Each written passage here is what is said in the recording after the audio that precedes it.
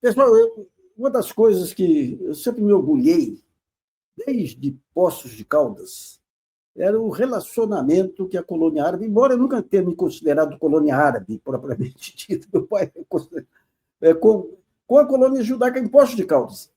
As quatro senhoras mais agradáveis de Poços de Caldas eram as minhas tias, Nacife, que tinham uma lojinha de doce, e as senhoras da Casa Bela, que eram duas senhoras judias também, tinham a maior competição, quem eram as mais simpáticas, eram muito amigas entre si. E aqui em São Paulo, ao longo da minha vida profissional, eu convivi com alguns dos meus melhores amigos, são judeus, democratas e tudo. E nos últimos tempos você teve um processo aí de envenenamento total, aí, muito em função de Gaza. O nosso entrevistado é Benjamin Serous, ele é diretor artístico da Casa do Povo, integrante de Judias e Judeus pela Democracia de São Paulo, e participou recentemente de um evento multirreligioso, que foi muito interessante aí. Bom, muito obrigado por sua participação aqui, Benjamin. Tudo bem? Tudo ótimo é contigo, Nassif. Obrigado pelo convite. Tudo bem. Então, eu queria que você analisasse aí se vai ter um refluxo dessa radicalização. Como é que você está vendo? De um lado, você tem um aumento do antissemitismo, mas em parte estimulado por uma radicalização que vem do semitismo. Como é que se chega a um acordo aí para voltarmos aos tempos de pacificação? Bom, em primeiro lugar, enfim, muito feliz de estar aqui contigo. Como você falou, eu dirijo a Casa do Povo, que é esse espaço octogenário, assim como que fala em português, que tem mais de 80 anos. Octogenário. Octogenário. E que existe no Bom Retiro, que foi fundado justamente por um movimento judaico antifascista, muito ligado ao Partido Comunista na época, nos anos 30, 40, e que foi um espaço importante, né, a Casa do Povo, nesse judaísmo, digamos, engajado em causas progressistas, na luta contra a ditadura, na redemocratização. Muitas pessoas que hoje estão tanto no campo da arte, da cultura, como da política, saíram de lá. Eu tenho o privilégio de dirigir esse lugar. Como você repara, eu não nasci aqui, eu nasci na França, e é muito bonito ouvir suas histórias sobre sua infância, porque eu mesmo cresci no mundo judaico-árabe. Meu pai é da Tunísia, veio para a França com 20 anos, e daí eu ia para a Tunísia todos os anos. E quando as pessoas falavam para mim que existia um conflito entre judeus e árabes, eu não entendia muito bem do que se tratava, porque eu me dava muito bem comigo mesmo, sendo judeu e árabe, falando árabe em casa, numa casa em Paris, na França. Então, para mim, era uma coisa um pouco inesperado. E quando eu vim para o Brasil, cheguei há uns 20 anos atrás, eu fiquei muito encantado, de fato, com essa imigração muito forte, sírio-libanesa, em particular, cristã, na sua maioria, e essa convivência, né, que era celebrada, né, com a comunidade judaica, seja ela também da Síria, do Líbano, do Egito, mas também da Europa do Leste. Mas era um contexto muito diferente do que eu conheci na França, onde a comunidade judaica árabe acabou se tornando muito forte, né, depois da Segunda Guerra Mundial e com a descolonização da África do Norte.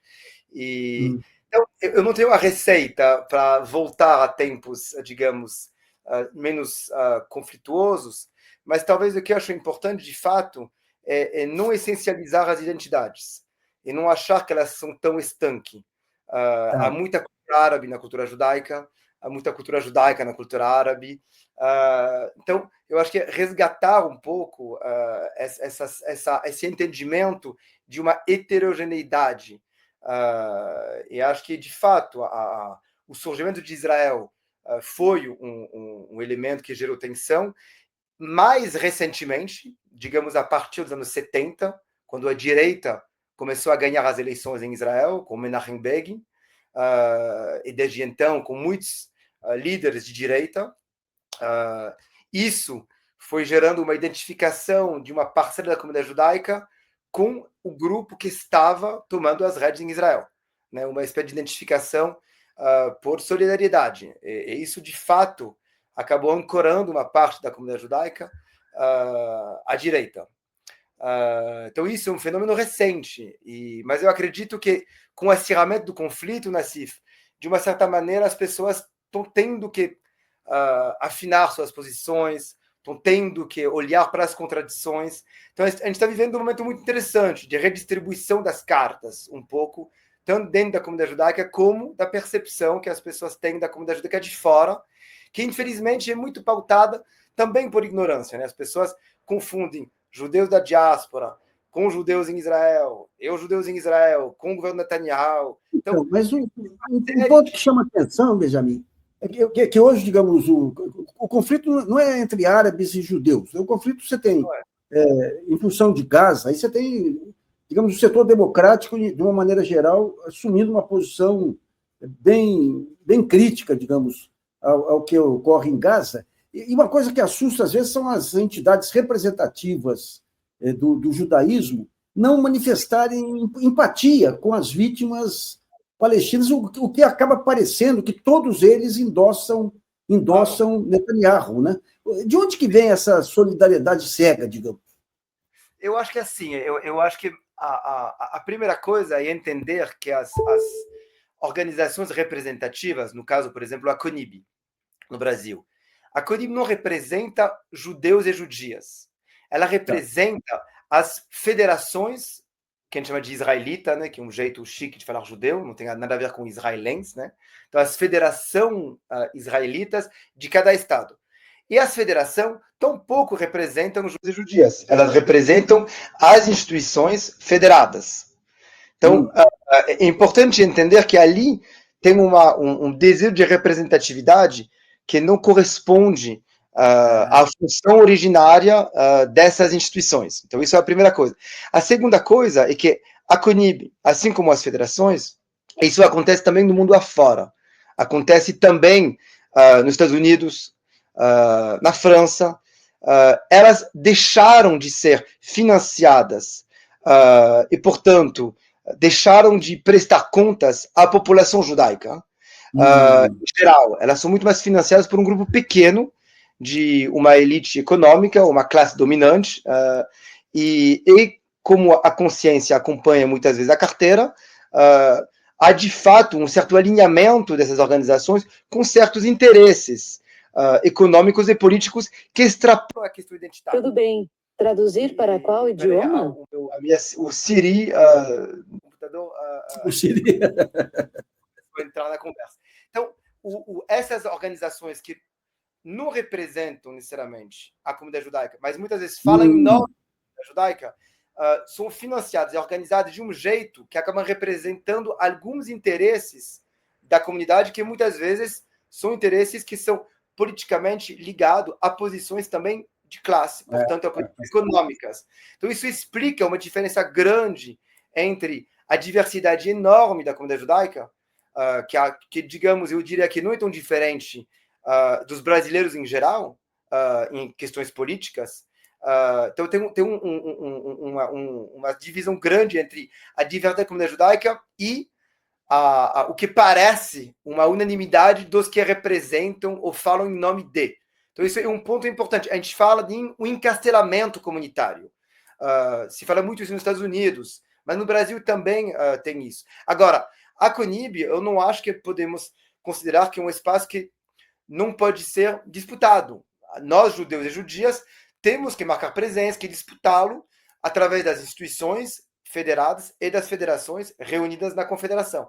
Então, é um lugar ainda em disputa para justamente evitar que o nosso nome seja usado para endossar apenas uma extrema-direita, não só em Israel, eu digo no Brasil, que me preocupa até mais, porque aqui tem um papel de influência, de discussão, de participação e também de percepção da comunidade que é muito mais próximo do corpo do que uma guerra, um conflito a 9.000 quilômetros da gente. Então, o que chama atenção é que, digamos, quando a CONIB entra com ações criminais contra jornalista A, jornalista B, professor A, professor B, ela está alimentando um antissemitismo que pega todo mundo, porque não tem essa diferenciação. Eu vejo meus amigos aí, judeus democratas, eu falei, daqui a pouco vai estar gente batendo na porta deles e nós que vamos estar lá defendendo eles também. Não há uma visão, digamos, o interesse específico de se firmar como lobby não se pensa estrategicamente em como legitimar, digamos, a cultura judaica frente ao que ocorre lá? Olha, eu acho que tem algumas questões, né, Cif, que eu acho que são interessantes ser debatidas. A primeira é, infelizmente, a gente vive, em geral, não só na comunidade judaica, mas em geral, uma cultura do cancelamento. Se alguém fala algo, a gente discorda, parece que a única maneira de lidar com isso, em vez de conversar, discutir, é denunciar e cancelar. Então, isso é um primeiro problema grave, porque isso impede debate qualificado. As pessoas apenas querem conversar com quem concordam, e se discordam, cancelam. Então, isso é uma tristeza, porque torna todo debate raso. Eu adoro conversar com quem eu discordo. Me enriquece muito mais, eu aprendo muito mais. Então, isso é a primeira coisa. A segunda coisa é, nessa chave da denúncia, hoje tem uma definição do antissemitismo que tem sido aplicado em vários lugares do mundo, que é a definição do IRA, que recentemente foi até uma situação bastante tensa e constrangedora, porque o Brasil saiu do IRA. O IRA, IHRA, é o International Holocaust Remembrance Alliance, a Aliança para Lembrar o Holocausto. Parece uma coisa muito importante, de fato é uma coisa muito importante, mas ela tem usado nos últimos anos uma definição do antissemitismo que cria uma possível confusão entre crítica a Israel e crítica aos judeus, entre crítica ao sionismo e antissemitismo. E isso tem gerado muitos problemas. Tem sido aplicado na Alemanha, nos Estados Unidos e em outras partes do mundo. E no Brasil também é um debate importante que está acontecendo. Sendo que eu não acho que precisamos afinar definições para lutar contra o antissemitismo. Temos que usar a lei brasileira que ajude a lutar contra o racismo, o antissemitismo e outros tipos de preconceito. Agora, na Alemanha, para dar um dado muito claro, cerca de 40% das pessoas que são condenadas por antissemitismo são judeus ou israelenses judeus, que têm posições. Imagina um israelense que mora em Berlim, que vai ter uma posição contra o governo de Israel, igual ao que um brasileiro que mora em Paris teria contra o Bolsonaro há poucos anos atrás. E isso acaba se confundindo, se sobrepondo. Então, de fato, sim, tem um problema de definição errada do antissemitismo e de uma cultura, além disso, do cancelamento, que acaba transformando qualquer discordância em denúncia. Eu tive uma experiência aqui que é assustadora. Eu fiz uma entrevista com o Paulo Nogueira Batista, né? E o Paulo falou da influência dos banqueiros judeus sobre as instituições multilaterais.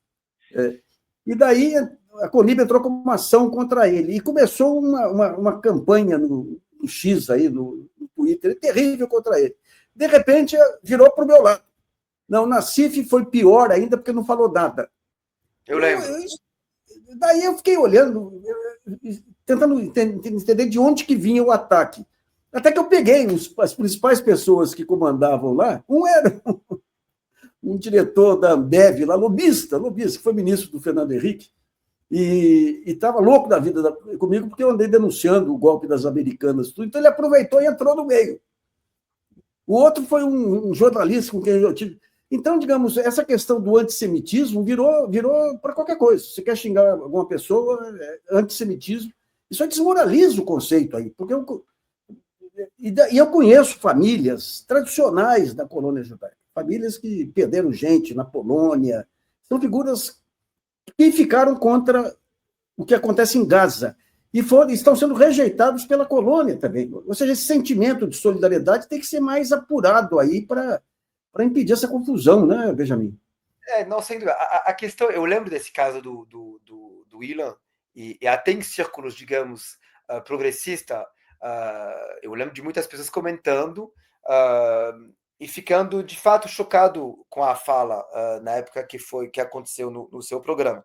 Mas eu acho que, para entender isso, tem duas coisas. A primeira é, não tem dúvida, que tem uma instrumentalização da luta contra o antissemitismo, que muitas vezes não é feita, inclusive, por judeus. Tem que deixar isso muito claro.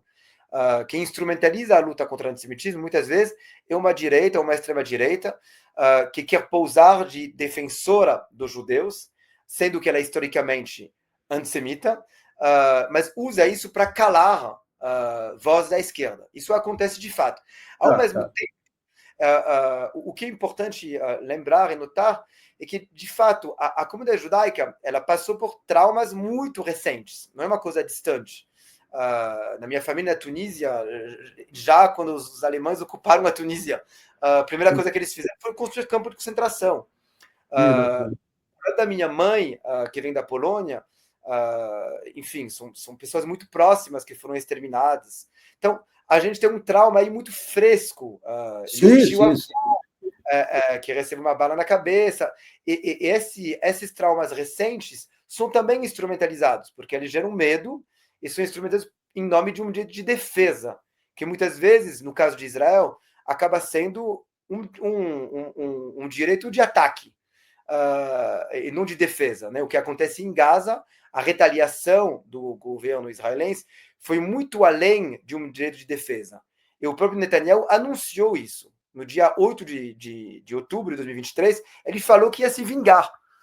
Então, isso foi anunciado, não é uma coisa secreta. Ao mesmo tempo, né, Cif, que é importante, como o trauma é muito recente, e como a comunidade judaica é um preconceito ao contrário. Geralmente, quando tem preconceito quanto um grupo, vai falar que são preguiçosos, que não sabem trabalhar. O preconceito contra os judeus é que eles são bem-sucedidos, que eles são ricos, que eles dominam o mundo, que eles são mais inteligentes, etc, etc. Então, aquela fala que apontou, de fato, um economista, um banqueiro brasileiro, como automaticamente ligado a um lobby internacional que seria atrelado à comunidade judaica, de fato, toca num botão muito sensível.